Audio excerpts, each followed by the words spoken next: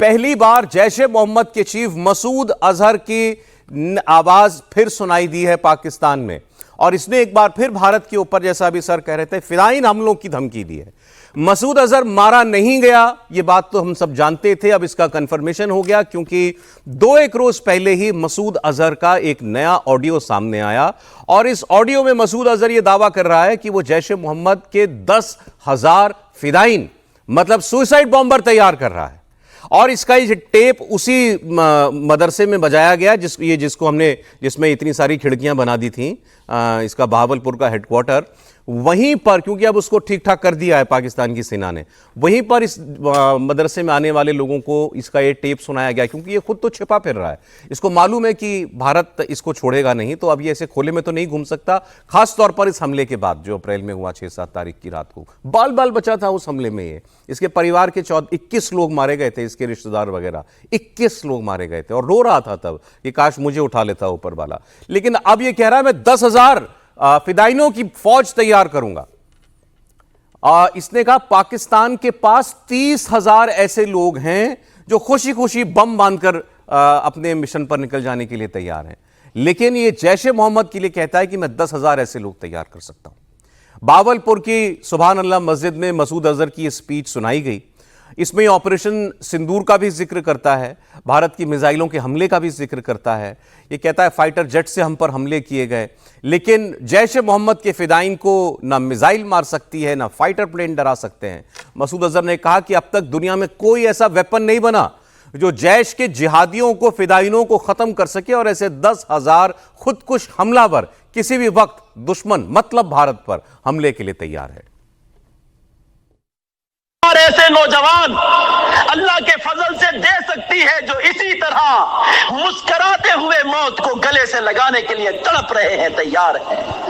कल तक हमारे लिए मसला था कि किसे महाज में भेजें किसे नहीं, आज जो मिलता है मुझे पर्ची देता है कि मुझे फिदाई हमले के लिए भेज दो, मुझे फिदाई हमले के लिए भेज दो। और तुमने दुनिया के हर असले के खिलाफ पेट्राइट मिसाइल तैयार कर लिए, इन मुजाहिदों के खिलाफ क्या तैयारी करोगे जो जिस्म के साथ बम बांध के जाते हैं? खुदा की कसम, इन्हें रोकने के लिए कोई आला न तुम इजाद कर सके हो न कर सकोगे। इन मुजाहिदीन ने मुसलमानों तुम्हारा कुछ बिगाड़ा है या तुम्हें कुछ दिया है? सच बताना।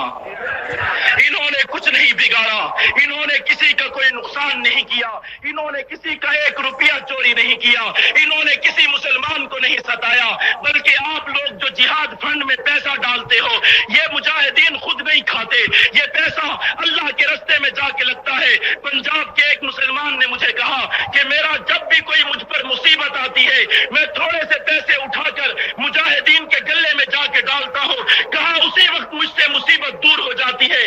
कहा मेरा कोई नुकसान होता है, मैं मुजाहिदीन की जाके खिदमत करता हूं, मेरा वो नुकसान खत्म हो जाता है। मुझे वो माजी याद आ गया जब एक मुजाहिद घोड़े पे जा रहा था, हजरत उमर फारूक उसके पीछे दौड़ते हुए जा रहे थे।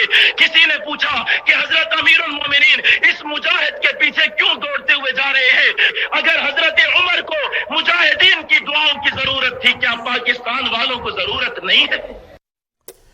ज़मीर साहब, सांप बिल से निकल आया है और कह रहा है कि मेरे फिदायीनों को रोकने के लिए कोई हथियार किसी के पास नहीं है। देखिए साहब, बिल से निकल आया और बिलबिला भी रहा है जिस तरीके से भारत ने हमला किया है, और मुझे लगता है ये गिदड़ भपकी से ज़्यादा नहीं है, गिदड़ धमकी से मैं मानता हूँ, क्योंकि अब जैश ए मोहम्मद के संस्थापक जितने भी रहे, चाहे वो मसूद रहे हो या कोई और रहे हो, अब सब जानते हैं कि भारत की ताकत क्या है, और आए दिन को पता है कि कैसे मोटरसाइकिल सवार वहाँ पर एक एक कर को निपटा रहे हैं। आज पाकिस्तान की सेना और पाकिस्तान की पूरी सरकार अगर आतंकवादियों को सुरक्षा दे रही है, तो सिर्फ उनका वीडियो टेप जारी किया जा रहा है और वे धमकी दे रहे हैं कि भाई हमारे पास 10,000 फिदायीन हैं जो किसी भी वक्त हमला कर सकते हैं। ठीक है, भारत को अलर्ट रहना होगा, क्योंकि जिस तरीके का इतिहास रहा है पाकिस्तान का, जिस तरीके का इतिहास रहा है जैश ए मोहम्मद का, जिस तरीके का मसूद अजहर का ट्रैक रिकॉर्ड रहा है कि वो किस तरीके से लोगों को तैयार करता है और आतंकी हमले करता है। ठीक है, पहलगाम हमले के बाद वो किसी और पहलगाम हमले की तैयारी कर रहे होंगे। आज उन्होंने जम्मू में किया है, उसके पहले वो उन्होंने जिस तरीके से बंबई में किया था, वो कई और आतंकी हमले की तैयारी कर रहे होंगे। लेकिन वो ये भी जानते हैं कि उनका एक आतंकी हमला इस बार जो भारत ने तय किया है कि अब किसी भी आपके एक्ट की कार्रवाई को हम एक्ट ऑफ वॉर मानेंगे और युद्ध के रूप में से लेंगे और फिर हमको फिर सबक सिखाएंगे।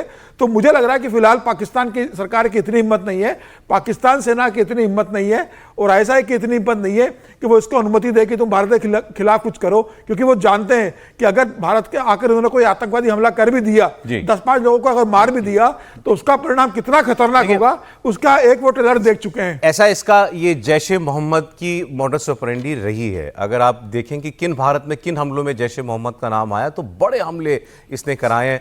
पार्लियामेंट का हमला किया था, वो भी लोग मरने के लिए ही आए थे सारे के सारे, वो इसी ने मसूद अजहर ने कराया था। जम्मू कश्मीर की असेंबली पर एक फिदाइन हमला ही हुआ था, उसमें इसका हाथ था। और जहां तक मुझे लगता है शायद पुलवामा हमले में भी जो वो भी सुसाइड बॉम्बिंग ही थी, उसमें भी उसके पीछे भी जैश-ए मोहम्मद ही था। तो सुसाइड बॉम्बिंग इसका एक तरीका रहा है जैश-ए मोहम्मद का, लेकिन हमारी सिक्योरिटी फोर्सेस डील करती आ रही है इससे आज तक, तो आगे भी करेंगी, उसमें कोई शक नहीं है। लेकिन हाँ, वो खुलकर अगर ये कह रहा है कि मैं 10,000 सुसाइड बॉम्बर तैयार कर सकता हूं और ये खुशी खुशी बम बांधकर कहीं भी जाकर के हमला कर सकते हैं, तो ये भारत के लिए एक सोचने वाली बात तो है सर। फिदाइन, मैंने यही पहले भी आपको जिक्र किया कि फिदाइन हमलों को है ना कोई नहीं रोक सकता।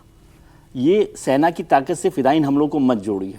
आप 9/11 को याद कीजिए, अमेरिका जैसा जो सबसे सुरक्षित देश माना जाता है, जब आप खुद मरने के लिए तैयार हो, वो चाहे 9/11 को बात करें, पार्लियामेंट के अटैक को, क्योंकि पार्लियामेंट अटैक तो मैंने खुद ने देखा है अपनी आंखों के सामने, इंदिरा गांधी का जो असैसिनेशन हुआ, राजीव गांधी का जो असैसिनेशन हुआ, वो सब फिदाइन हमले हैं। फिदाइन हमले को कोई भी रोकने में केवल इंटेलिजेंस वाले लोग काम कर सकते हैं, आर्मी के लोग काम नहीं। हाँ, मतलब घुसने इंटेलिजेंस पर काम होता है। तो इसलिए, और पाकिस्तान ये जानता है कि वो ये जो प्रॉक्सी वॉर है वो ही लड़ सकता है। आमने सामने की वॉर का नतीजा तो आपने अभी देखा ही है कि जरा सा भी उसमें हिम्मत नहीं करेगा। लेकिन अब उसकी हिम्मत कम होगी, क्योंकि जो भारत सरकार का रुख है अब कि आप फिदाइन भी करेंगे तो हम उसको एक्ट ऑफ वॉर मानेंगे, कुछ भी करोगे तो अब उसका नतीजा, तो उस डर की वजह से पाकिस्तान कितना रोकता है। लेकिन उनको भी तो अपनी दुकान चलानी मसूद अजहर को, वो 10,000 नहीं होंगे लेकिन 100 लोग तो होंगे फिदाइन उसके पास, जिसको वो लगातार तैयार करता रहता है। अच्छा, ये जो बोल रहा है वो जरा पाकिस्तान की, मैं तो कहता हूँ सोसाइटी के बारे में आप जरा सोचिए, जो वो किससे बता रहा है खुद ही कि मेरे पास एक व्यापारी आया, उसने कहा कि मैं इस तरह का मोटिवेशन तो वो खिदमत करना चाहता हूं, मेरी जिंदगी में जब भी कुछ अच्छा नहीं चल रहा होता, मैं तो बस जाकर के मुजाहिदों की सेवा करने लग जाता हूं। ये उसका कहना है। 10,000 30,000 ऐसे फिदाइन पूरे पाकिस्तान के अंदर मौजूद हो सकते हैं, ये दावा भी मसूद अजहर ने किया। वो जो तस्वीर अभी चल रही थी वो जरा दोबारा चलाइएगा, उसी बहावलपुर के इसके हेडक्वार्टर की नई तस्वीर जो अभी आई थी, उसमें आपको दिख रहा होगा कंस्ट्रक्शन का काम वगैरह सब, रिकंस्ट्रक्शन का काम ये देखिए शुरू हो चुका है। और ये पाकिस्तान की सरकार के पैसों से हो रहा है भाई, ये पाकिस्तान की सरकार करा रही है सारा का सारा। अमेरिका ने पैसा दिया है। बिल्कुल सही कह रहे हैं आप सौरभ जी। मेरा थोड़ा सा और डिफरेंट टेक भी है इसके ऊपर। जितने भी आतंकी संगठन हैं पाकिस्तान के अंदर, उनका बहुत क्लोज लिंक रहा है ISI और पाकिस्तान आर्मी के साथ। अगर हमें लगता है कि ये आइसोलेशन में वो स्पीचेस दे रहे हैं, या जो भी अलग अलग स्पीचेस अलग अलग जगह, चाहे वो कराची है, हैदराबाद है, या दूसरे एरियाज हैं, लाहौर है, वहां पे दी जा रही हैं, तो ये हमारी गलती होगी। ये पूरा सोची समझी स्ट्रैटेजी है ISI की, जिसके अंतर्गत ये वीडियोस को भी, ऑडियोज को भी रिलीज किया जा रहा है और एक तरीके से एक माहौल बनाया जा रहा है जो कि फियर साइकोसिस क्रिएट कर सके भारत के अंदर। दूसरी चीज, और बहुत ही अहम ये है कि वो ये भी दर्शाना चाहते हैं कि ऑप सिंदूर करके हमने 100 आतंकियों को जरूर मार दिया होगा, लेकिन आतंकवाद को खत्म नहीं किया। तो क्या ऑप सिंदूर सक्सेसफुल रहा? ये चीज वो बोलना चाहते हैं हमको, और वो दिखा रहे हैं इनके थ्रू। तीसरी चीज, और बहुत ही अहम है, कि अब जिहाद के नाम पे फंडिंग भी कलेक्ट होनी शुरू हो गई है, और ये फंडिंग चारों तरफ से कलेक्ट की जा रही है। और जो चौथी चीज अगर देखें, कई आतंकवादी लीडर्स हैं, वो अब IWT का जो सस्पेंशन है, पानी का भी लिंक इसके साथ लेके आ रहे हैं।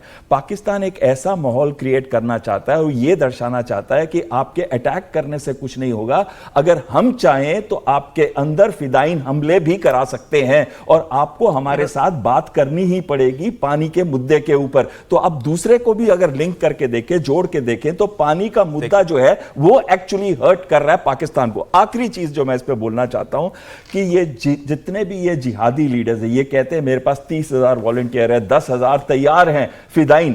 10,000 तैयार नहीं होंगे फिदाइन, ये जब हमने हमला किया तो एक डीमोटिवेशन भी हुई थी पाकिस्तान के अंदर इन आतंकियों संगठन में। अब इनकी रिक्रूटमेंट भी इनको करनी है, इनको रीमोटिवेट भी करना है, इनको यह दर्शाना है कि ये जो भारत है इसको हम फिर भी अटैक कर सकते हैं। देखिए, पाकिस्तान ने हमेशा भारत के जवाब को अंडर एस्टिमेट किया, इसीलिए एयर स्ट्राइक भी हुई, सर्जिकल स्ट्राइक भी हुई और फिर अब ऑपरेशन सिंदूर भी हुआ, क्योंकि उनको लगा था कि भारत ऐसा जवाब नहीं देगा, लेकिन भारत ने करके दिखाया। अब अगर ये दोबारा भारत के रिजॉल्व को चेक करना चाहते हैं तो कोई हिमाकत करके देख लें। भारत ने तो कह रखा है कि ऑपरेशन सिंदूर जारी है।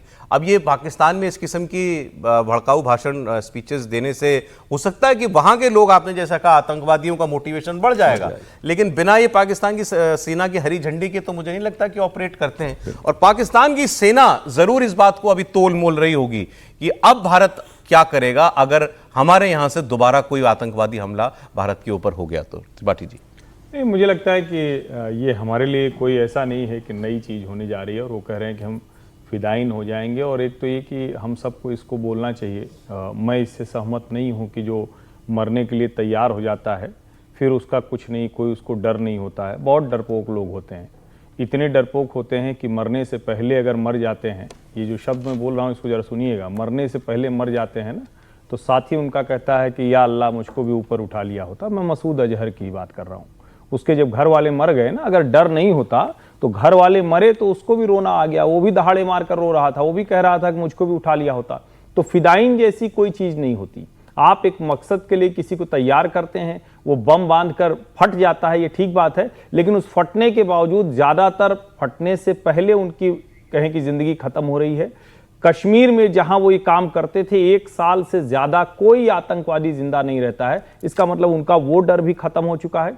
दुनिया भर में कहीं भी अब उस तरह से वो सफल नहीं होते। बाकी तो कोई भी तय कर ले कि मरने के लिए, मारने के लिए जाना है तो वो कर सकता है, लेकिन हमने उसका तोड़ निकाल लिया है। हमारी इंटेलिजेंस एजेंसीज, हमारी आर्मी, हमारी जो मिलिट्री इंटेलिजेंस है, हम वो काम करने में कामयाब हैं। और अगर हम कामयाब नहीं होते तो उसको ये कहना नहीं पड़ता। दूसरा जिसको हमें समझना चाहिए, पाकिस्तान में लड़ाके नहीं तैयार हो रहे हैं। वो उस स्थिति में नहीं है कि वो जिस तरह से खेप की खेप, जैसे ही सर्दियां आनी शुरू होती थी तो ये पूरा का पूरा इलाका जो लगा हुआ है पीओके से और जो पाकिस्तान की तरफ जाता है, उसमें जगह जगह चिन्हित थे कि वहां से वो घुसना शुरू कर देते थे। अब उनको बहुत हद तक रेजिस्टेंस मिलता है, अब वो नहीं घुस पाते हैं। घुस गए तो पकड़े जाते हैं। हाँ, उसमें कुछ जरूर होते हैं जो स्थानीय लोगों की मदद से, कहीं किसी का कोई पुराना लिंक है, पुराना रिश्ता है, उसको ब्लैकमेल करके, इमोशनल ब्लैकमेल करके वो घुस आते हैं। लेकिन ये कहना कि हम फिदाइन हो गए तो भारत के लिए, दुनिया के लिए, किसी के लिए हम एकदम अजेय से हो गए, कुछ भी कर देंगे, ऐसा हो नहीं पाता है। इस तथ्य को ध्यान में रखना चाहिए।